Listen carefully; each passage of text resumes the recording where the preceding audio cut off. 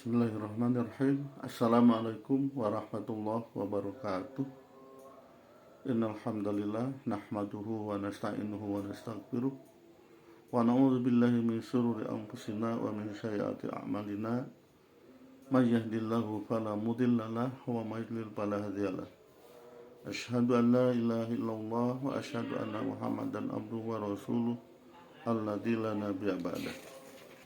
Allahumma shalli wa sallim ala nabiyyina Muhammad wa ala alihi wa sahbihi ajma'in. Amma ba'du. Hadirin jamaah rahimahullah. Hari ini adalah hari yang ke-17 di bulan Ramadan. Kita akan memperingatinya agar senantiasa kita ingat. Surat yang pertama kali diturunkan oleh Allah adalah surat Al-Alaq. Itu terjadi atau bertempat di Gua Hiro, bertepatan dengan tanggal 17 Ramadan tahun kedua Hijriah. Kemudian tanggal 17 Ramadan itu berdasarkan ayat Al-Quran surat An-Anfal 41. A'udzu billahi minasyaitonir rajim. In kuntum amantum billahi wa ma anzalna ala abdina yaumal furqani yaumal taqal jam'ani. Jika kamu beriman kepada Allah dan kepada apa yang kami turunkan kepada hamba kami, yaitu Nabi Muhammad SAW, di hari Al-Furqan, yaitu hari bertemunya dua pasukan.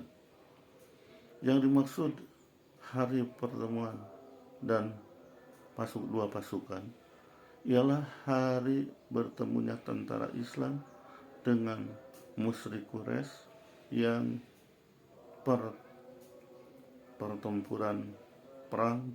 dalam pertempuran perang Badar.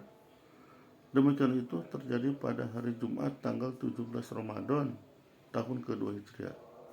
Dan hari itu, hari Furqan, ialah hari permulaan diturunkan Al-Quran. Maka kedua hari itu bersatu sifatnya, yakni sama-sama hari Jumat dan tanggal 17 Ramadan, walaupun tidak dalam satu tahun. Kemudian ayat Al-Quran yang pertama diturunkan adalah surat Al-Alaq dari ayat 1 sampai ayat 5. A'udzu billahi minasyaitonir. Iqra bismi rabbikal ladzi khalaq, khalaqal insana min 'alaq. Iqra wa rabbukal akram, alladzi 'allama bil qalam, 'allamal insana ma lam ya'lam.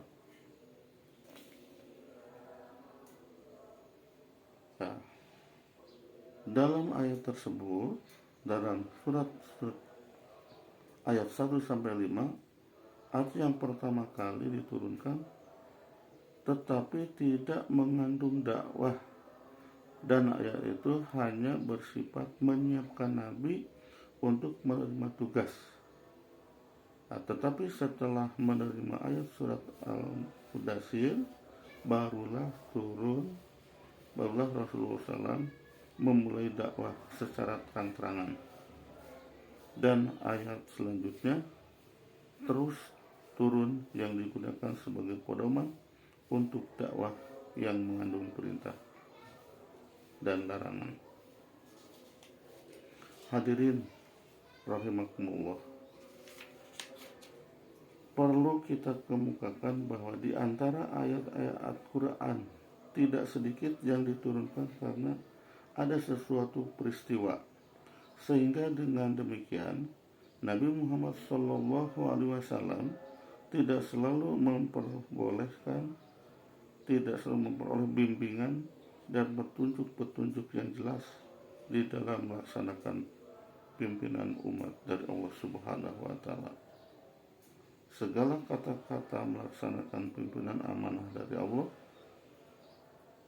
sebagai Nabi, segala perbuatan amal bahan Nabi, kesemuanya merupakan tafsiran yang tepat daripada ayat-ayat Al-Quran sehingga menjadi keharusan untuk seluruh umat Islam dimanapun berada dan di dalam kondisi apapun untuk senantiasa mengikuti jejak dan langkah Nabi Muhammad SAW tanpa ada keraguan lagi, sebagaimana yang difirmankan oleh Allah. A'udzubillahi minasyaitonirrajim. Wa anzalna ilaika dzikra litubayyana lin-nasi wa ma nuzila ilaihim wa la'allahum yattaqun. Dan kami turunkan kepada Muhammad kitab Al-Quran agar kamu dapat menenggalkan kepada para manusia apa yang telah diturunkan kepada mereka dan agar mereka dapat berpikir. Sebagai misal, Al-Quran menerangkan supaya orang melakukan sholat 5 waktu. Sedang di dalam Al-Quran itu hanya bersifat garis besar saja, sedangkan cara-cara atau kaifiat melaksanakan tidak diterangkan dalam Al-Quran. Maka Nabi Muhammad SAW memerintahkan untuk melaksanakan sholat 5 waktu dengan cara melakukan sholat menurut cara-cara praktek sholatnya yang dilaksanakan oleh Nabi SAW, sebagaimana sabdanya, "Shollu kama ra'aitumuni usolli." Laksanakan sholat itu seperti apa yang telah engkau lihat praktek sholat aku. Berdasarkan hadis tersebut di atas, maka para sahabat, seluruh umat Islam, baik wanita maupun pria, semuanya melaksanakan sholat seperti yang lazim melaksanakan sekarang. Hadirin jamaah rahimakumullah, Al-Quran diturunkan kepada Nabi Muhammad SAW pada pertama kalinya ketika Nabi sedang berkhulwat di Gua Hira pada malam Jumat bertepatan dengan 17 Ramadan 41 dari kelahiran beliau, atau pada tanggal 6 Agustus tahun 610 Masehi. Kebanyakan ulama menetapkan bahwa pada hari